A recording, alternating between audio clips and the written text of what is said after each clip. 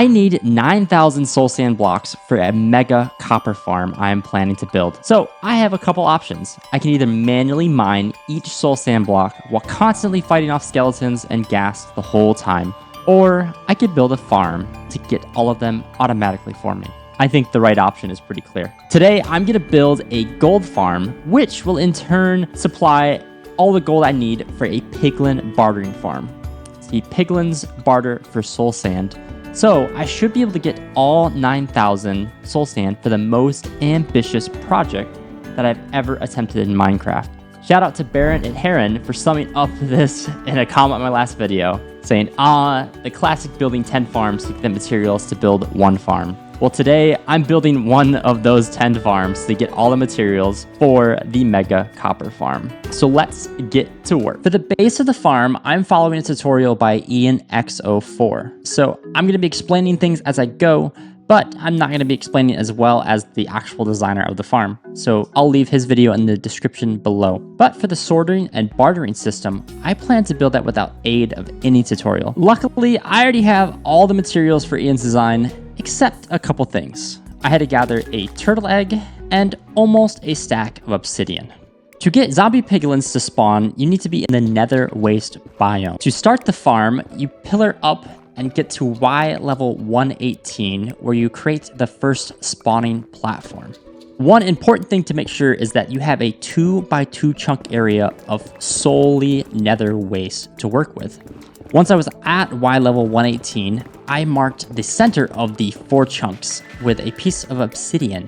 This will eventually become a nether portal, which will teleport the piglins into the overworld. After marking the center, I cleared out 4 chunks surrounding that piece of obsidian. The reason I chose to make this farm is because it uses so much less materials overall, making this farm a lot more efficient to build. Having the spawning platforms be under the nether roof is a lot faster to make than placing all the magma blocks. After clearing out the first spawning platform, I built the nether portal without lighting it in the center of the 4 chunks on the first spawning platform. Behind the nether portal, I built up a little area where the turtle egg will be housed, making sure that the piglins aren't able to actually break the turtle egg. And then went ahead and cleared out the second spawning platform above, starting at Y level 121, clearing out a too high area for more piglins to spawn. The only difference on the second level spawning platform is that we'll place open trapdoors in the corners. This is so regular piglins will pathfind and fall out of the spawning area so they don't impact the mob cap. After which, I placed in the turtle egg, which I made a little bit of a mistake here. So for mobs to be able to pathfind 2 turtle eggs, there has to be a 2 air block gap above, where I only had 1. So I had to quickly fix that so the piglins actually path towards the turtle egg. So I quickly added some more space on the top so that they can't break it from above, and then went back down to the first platform and broke the 2 blocks above the turtle egg. This way, the zombie piglins actually pathfind towards the turtle egg, which was a relief because I thought this farm might have been broken. Thank goodness for the Minecraft wiki helping me troubleshoot that. I then lit the portal, sending all the zombified piglins into the overworld, where they will eventually be teleported back to the nether. I then went back to the nether roof, where I pillared up to Y244 with netherrack, where I'd build the AFK platform and the killing chamber for all the zombified piglins. At Y level 245, I built out a glass platform, giving myself some room to work, and then built a nether portal 3 blocks higher, where the zombified piglins will be teleported through a chain of portals in the overworld. Once I lit the portal, I then went to the overworld. What? Oh my goodness. That is a lot of piglins. I guess this shows how powerful this farm is for how simple it really is to build. After despawning all of those piglins, I was able to make the last part of the farm, which was create 2 portals 10 blocks away from each other and 1 being higher, making sure I line up the X and Y coordinates of the portals so they link properly. And once the portals are lit, the farm should be done. And we have a working gold farm. Again, shout out to IanX04 for his amazing and simple design. And as you can see, this farm is working crazy fast. We already have entity cramming. So luckily, I have a very good sword to help deal with all these piglins. And you can see my inventory is full of a bunch of other random junk swords thanks to this farm. So how this farm is designed to work as I get rid of all of these.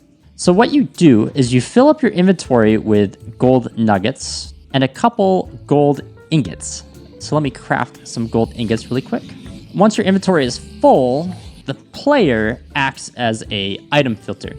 So if we go here and start actually swinging at these piglins, I'm sorry for the loud noise. I'll make sure to turn it down in editing. We can slowly, not even slowly, we can quickly fill up our inventory with golden nuggets and golden ingots. Now, this farm by itself is amazing, but I want to work out a auto sorting system for this farm. I also want to make it so I don't have to modify the farm and the killing chamber too much. So I have a design in mind for a auto sorting system and a Pigln bartering system that works with this farm design. But I need to gather some more resources. So let's go ahead and get all the resources for the auto sorting and Pigln bartering farm. First off, getting almost a stack of ice because items can't be pushed by water in the nether and regular hopper speed is too slow for the farm. Next, I was mining for redstone, and you see at this Y level, I was actually looking for a cave. You see, I spent time on stream gathering these resources for this farm, and I was hoping caving would be more entertaining than mining in a straight line. But unfortunately, I didn't find a cave at this Y level. I then was able to turn all of these redstone pieces into the redstone components I needed for the sorting system, i.e. comparators, some observers, some crafters, and some repeaters and torches. And it won't be a material gathering montage without mining sand. I'm going to be mining sand forever because I don't want to do any sand duping. But luckily, sand is one resource that is very easy to mine. And lastly, I spent some time using my tree farm to blow up trees to get all of the hoppers and chests for the bartering and sorting system. I have all the resources minus maybe a couple small bits and bobs to build the storage system and the Pigln bartering farm. So first things first, we need to stop the piglins from actually getting into the portal for now. So if I could get in the portal, maybe. Uh-oh.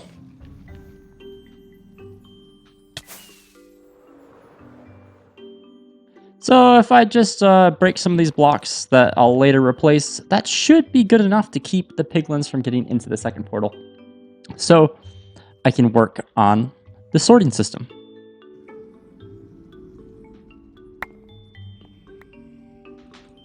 Whew. I am very glad that they weren't aggro on me because I would have died so many times. So after I fly off to despawn the piglins in the farm, let's get to work building the item sorting system. First, by putting down a platform of glass so I have an area to work from and an area to put down my bottom rows of chests for the sorting system. Next, I place down a row of packed ice. Now this row will be where the items are pushed into the hoppers, because of course we can't push them with water in the nether, and hopper speed is too slow for the output of this farm. From here, I laid the groundwork for the item pushing system. The principle is that I'll be running 2 pistons off of a etho hopper clock, one with a honey block, which will push items onto the edge of the chest, aligning them in between ice and hoppers. The second piston is the slime launcher, which will send the items down the ice line, with the honey block aligning the items in between the ice and the hoppers. Then they can be picked up by the hoppers, and this piston will send them flying. After which, I created the hopper clock. And I know there might be a more effective clock I could build, something a little less material resources, but this is the clock I'm most used to programming timings. So like every other etho hopper clock, I used comparators looking into hoppers facing into each other.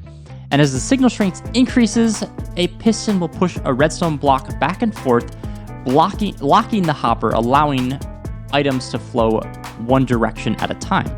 Once the signal strength is great enough, then the pistons will push the redstone block onto the other hopper, switching the process. Back and forth it goes. From here, I sent a redstone signal into both pistons, with the sticky piston with the slime block having a larger tick delay, so it goes after the honey piston.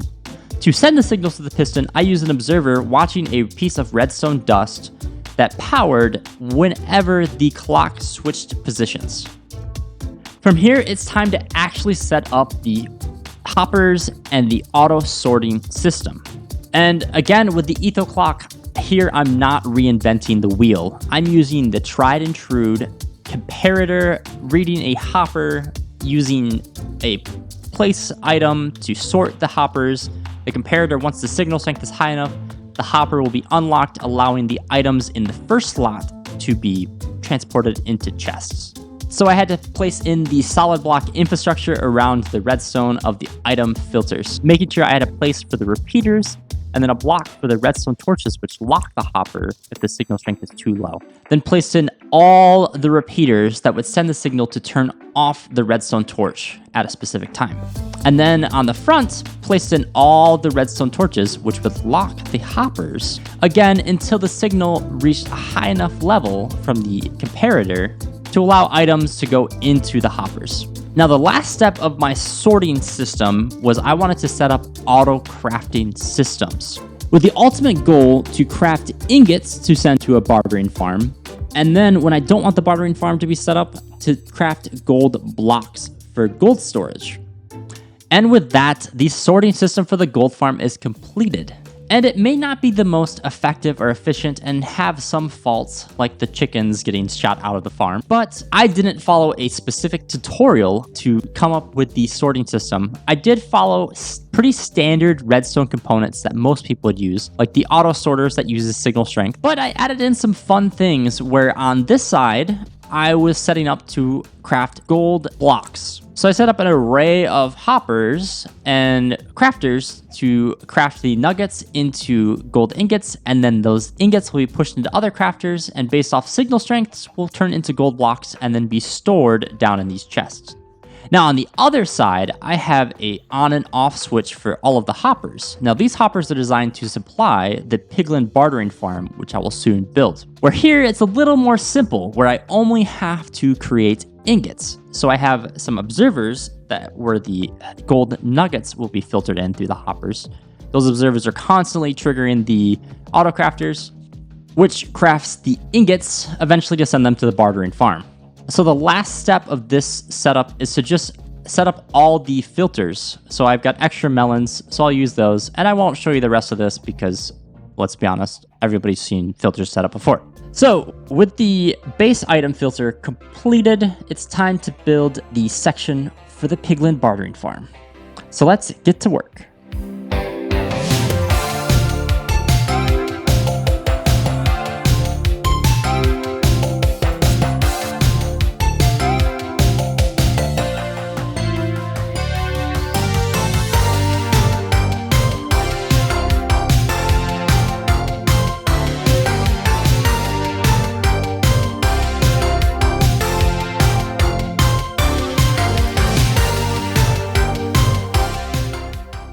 So this farm is almost complete. We're missing one key element, and that is the regular piglins.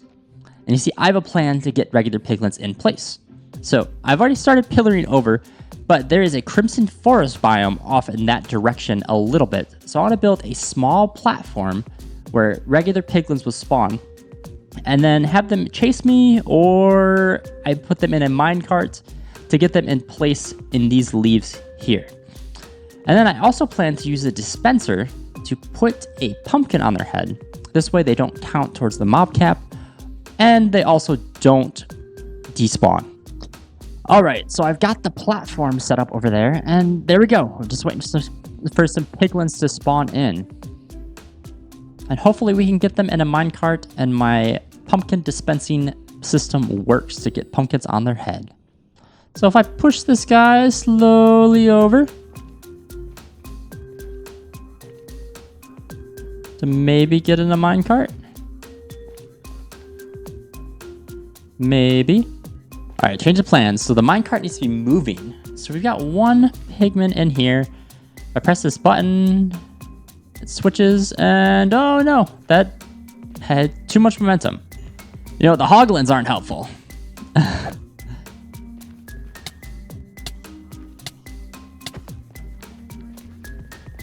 You get back here. Quit hitting me. I'm gonna put a block here to lock in the piglin. Press this button. Okay. Awesome. I break that. Power. And are you on your way? Are you on your way? Are you gonna be in the correct spot? Okay. At least you're over here. You've got a pumpkin on your head. Oh, and you just fell right in. Perfect. All right, let's do that 14 more times, and I should be in good shape. So this is going to take a little bit. Out of the way. Hey, you. Yeah, you right there. Got to get out of the way. Oh, I've got a hog in the minecart. There's a hog in the minecart. All right, little guy, you I can't have. So we may just slowly, I don't want to hit you to make your parents mad, but they won't care if I accidentally do that. Will ya? I guess not.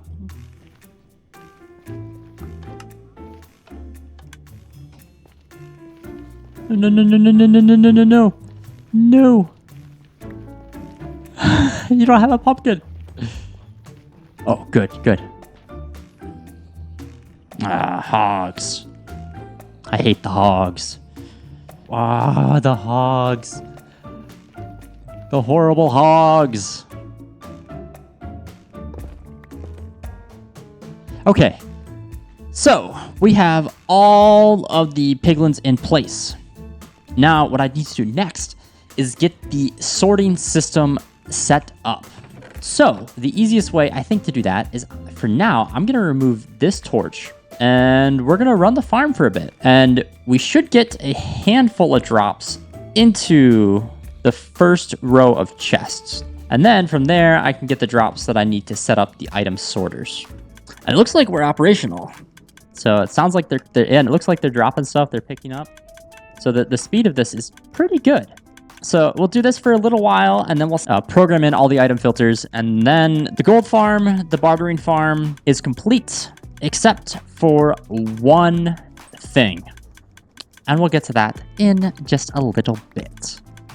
So we got 1, 2, 3 gravel, 1, 2 blackstone, 1, 2 soul sand, 1 obsidian, 1 crying obsidian, 1 spectral arrows, 1, 2, 3 quartz, 1, 2 netherrack, 1 happy gas, which we need extra, 1 magma or fire flame charges, 1 leather, 2 string, 1 ender pearl. Let's do another leather. And I don't really care about the iron nuggets, but I don't want them dealing with the unstackable items. I'm not going to filter the unstackable items. I don't really care that much about the potions and the books, because this is a single player world. This farm, as it sits right now, is officially complete, except for one last small detail. And that small detail is I'm going to be planning to AFK at this farm for quite a while to get all the resources that I need for the mega copper farm. And we're going to run into a little problem if I just AFK and not do anything to protect or help regenerate my health. Because after a while, I will run out of hunger and start dying from starvation. I'm playing survival, not hardcore, but it is hard mode. So I need to get a beacon so I can set up a regen effect. So we need to head to the real nether and not just the nether Ruth and take on some wither skeletons. Oh, first one. Are you going to be lucky? Nope. Got a couple here. Maybe I'll get lucky and get the first skull. Just maybe. Come here, buddy. Are you going to drop it? Nope. Hey, buddy. Yeah, come here. I'm eating some food to taunt you. Come get me. Ah, you can't. You can't. You're too tall. Oh, yes. Yes, first one down. That is huge. 2 more to go. Oh, we got another spawn. I feel like the spawns are super low. Let's... Professional flying right there. Now just run, run, run. Come on, buddy. I want your head. Can I have your head? Please, can I have your head? Please, please. Yes! That's 2. All right, Blaze, leave me alone. I'm trying to take out the withers here. Come on. I'm glad I upgraded my armor, though, because you guys aren't touching me at all. All right, is this the last one? Are you the last one? Oh, yes, you are. So I honestly debated whether or not I wanted to fight the wither, but I've never actually fought the wither in Java. So here's the plan. I'm going to clear out an area down here because I feel like fighting the wither underground is going to be a lot easier. So if I make a little bit of room where I can spawn the wither in and then use the tunnel to keep my distance until it's at half health, and then I shouldn't take that much damage. So it's 1, 2, 3, 4 soul sand, and then 1, 2, and then back up.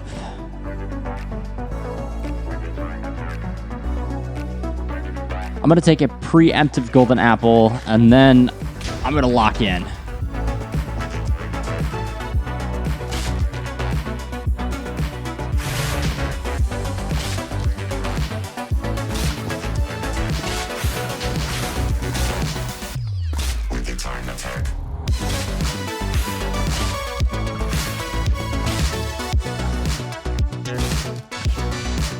I feel like this is really easy so far.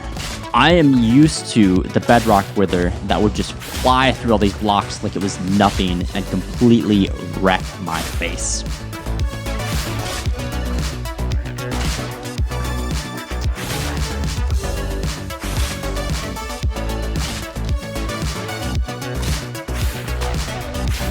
All right, half health. We got to go in with a sword now. This isn't... Like, this feels so easy. Like, what the heck? Like, why do people even cheese the wither on Java? I understand cheesing it in Bedrock, but this is like... It hasn't even touched me. And I know I have resistance from a golden apple, but this is, like... The dragon's harder than the wither. Like, what? Alrighty. That's when I hit the, that was easy button, because that was probably one of the easiest bosses I've ever fought in Minecraft. I guess I'm spoiled having dealt with the bedrock wither the whole time I've ever played. All right, let's craft up the beacon. Nice. So just need to place the beacon down by the farm, and everything for the farm should be complete. Last block, and then I have to break that extra one that I placed on accident. And we'll place down the first beacon in this world. That feels like a little bit of an accomplishment. All right, let's get, I think, maybe resistance, and then regen is probably the other really important one. Now I can say that this gold farm and Pigln Bartering Farm is officially complete. And I just want to say I love the Mob Heads resource pack that I have in this world. It's a ton of fun. Now all I need to do is AFK to get all of the resources I need for my mega copper farm. Alrighty, so I've been AFKing pretty much overnight. I did run into a couple problems, so I made a couple adjustments here actually that seemed to solve the issues. So at times, especially the baby piglins could escape and attack me. So I set up this little chest area where I can still reach the armor stand, and then I can still get the experience, and I avoid getting most of the items in my inventory, although I did get quite a bit. And then I have my ender chest here where I can grab my items and store them away just in case something still bad happens. But The beacon worked wonders. As you can see, I'm taking small ticks of damage from hunger, and my health is staying at full. So I should have a very good system now to AFK until I have all of the items that I need for my mega copper farm. Speaking of which, should we go check out how much is actually in the bartering storage?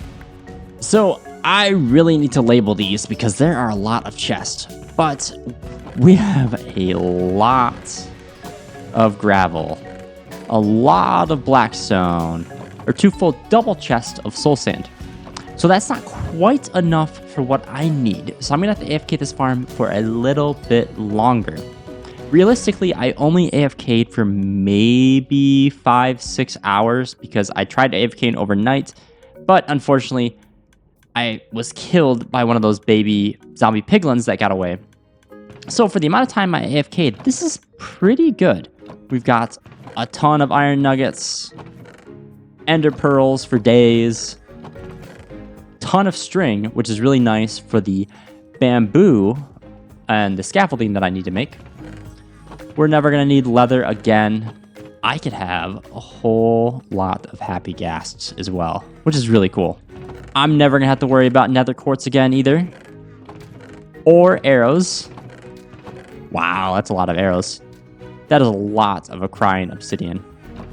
And that is a lot of obsidian as well. But I am well on the way to get all of the materials I need from the bartering farm. The other big benefit is I have never had this many levels in Minecraft on Java before. So XP and levels is not going to be an issue. I just have to come up to this farm, get all the XP I need for any enchantments, any repairing of my tools. It is a huge win. And I don't know why I didn't build this farm way earlier in this world. We didn't quite get the exact number, that 9,000 I need, but I just need to AFK for a few more hours. So I'm going to call that a success. And I am well on my way to getting the materials I need for the largest and most ambitious project that I've ever attempted in Minecraft. And if you're here for that and you want to see me build a mega copper farm in the near future that all these farms are leading up to, make sure you subscribe and hit that notification bell so you know when I'm posting my videos. I try my best to post one every other week as time permits.